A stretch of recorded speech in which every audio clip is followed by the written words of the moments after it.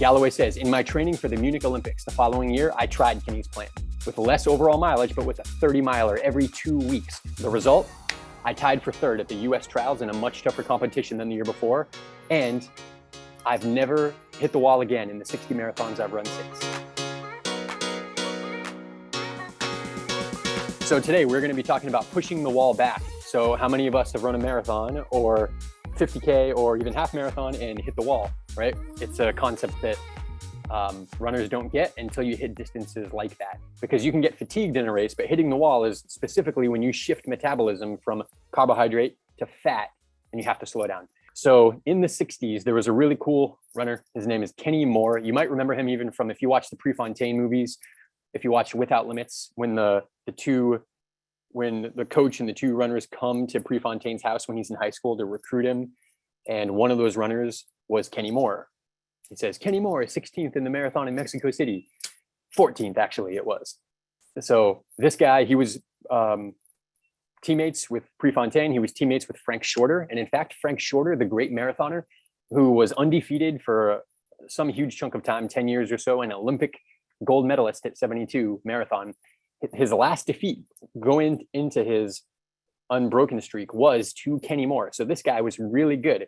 He was at one time beating who became the very best marathoner in the world. How did he do it? Well, Kenny Moore used to do a workout that went like this. And you may want to put this in your notes. If you have your Run Elite notebook there, I got my clipboard here, then write this down, okay? Here's what he did. He would regularly, as a marathoner, he would go out and he'd run 30 miles easy. Normally those words don't seem to go together, do they? We're going to come back to that. 30 miles easy. And then he'd step on the track immediately and he would do 5 or 6 1,000 meter repeats at about his 10K pace, training for a marathon. Where's the marathon pace run? Where's the alternation run? Where's the, you name it?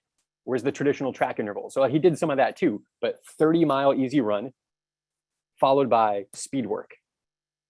Now, I'm going to tell you the rationale for doing that. And then I'm going to tell you another runner who copied him, who you probably know, who's still around today.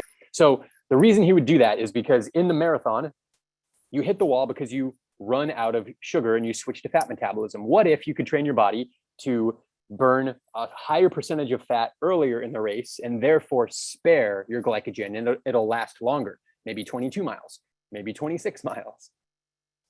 You want to become more efficient at burning fat earlier on. So when you go out and do a 30-mile run, you pretty much deplete your glycogen stores, but you're going easy. So you haven't maybe felt it completely yet, but then he gets on the track and he hammers speed. And what happens? You cannot use fat when you're running fast, an interval. You have to use sugar. So what Kenny Moore did was run slow, burn up all his glycogen, and then demand that his body use sugar. Demand it. So he's in a place where his body's scrambling to find and make sugar as fast as it can be. And it's such a shock to his body that the adaptation that he gets is that his body is going to say, holy cow, if this guy's going to do this to us, we need to save some sugar and let's metabolize more fat earlier on next time. And that's what he did. And he was a great marathoner. Now I'll leave you with this. Who did this? Who else did this? His teammate, Jeff Galloway. You might know Jeff Galloway from, he's a really famous coach now. You may even not know him for his running, although he was a world-class runner in the 10K, Olympian in the 10K, and a world-class runner in the marathon. But he's also a successful coach now, and he is the guy who has the run-walk method. If you've ever heard of that, it's Jeff Galloway. So Jeff Galloway used to say, hey, Kenny, I heard you, they were at a party after a race, and he heard Kenny talking about the workout that I just said, and he said, Kenny, you're crazy. Why are you doing this? And Kenny says, I don't hit the wall. You should try it. And Jeff Galloway kind of thought and said, okay, I'm going to do it. And he went for his next training cycle. He did 30-mile easy runs with some speed at the end of it. And in his own words, I actually have the quote here. Okay. He says, a little personal history from me. In the early years of my marathoning, I used to think I hit the wall at the 20-mile mark because I didn't run enough miles. So I kept increasing my weekly total. And over 2 years, I went from 100 to 120 to 140 and up to 210 miles per week. Even with all that training, I still hit the wall at mile 20. That evening, I overheard Kenny Moore saying he'd never run a 100-mile week in his life. And the key was this workout that I just said to you guys.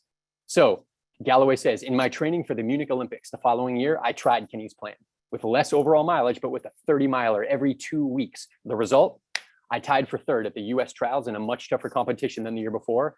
And I've never hit the wall again in the 60 marathons I've run since. Hear that, never hit the wall again. And this guy was already an Olympian, so he knew what he was doing, which is why I believe you should work up to a long run of more than your marathon distance. So what does this mean for you? Take home message, if you're training for a marathon, maybe running a 30 mile, a 35 mile, a 40 mile. Kenny Moore used to run up to 42 miles.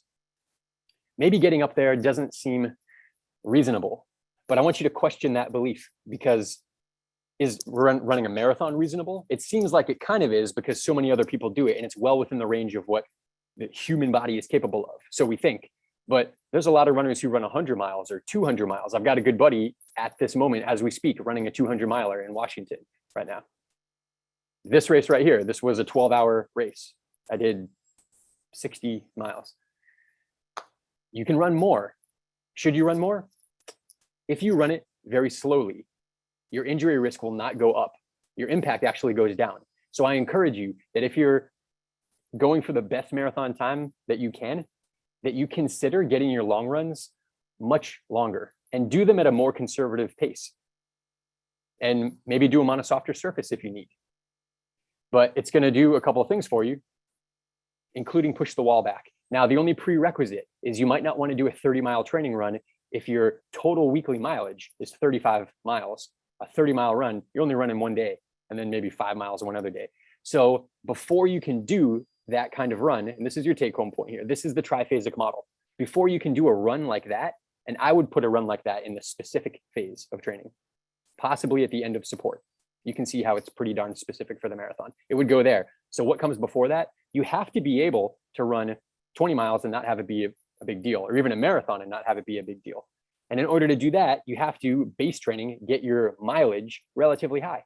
If you're running 100 miles a week, it's a 20-mile run probably isn't that big of a deal. If you're running 20 miles a week, a 20-mile run is a very big deal, right? So, and what comes before that? Increase your frequency. And that's exactly the triphasic model. So let's go forward in time this time. Ready?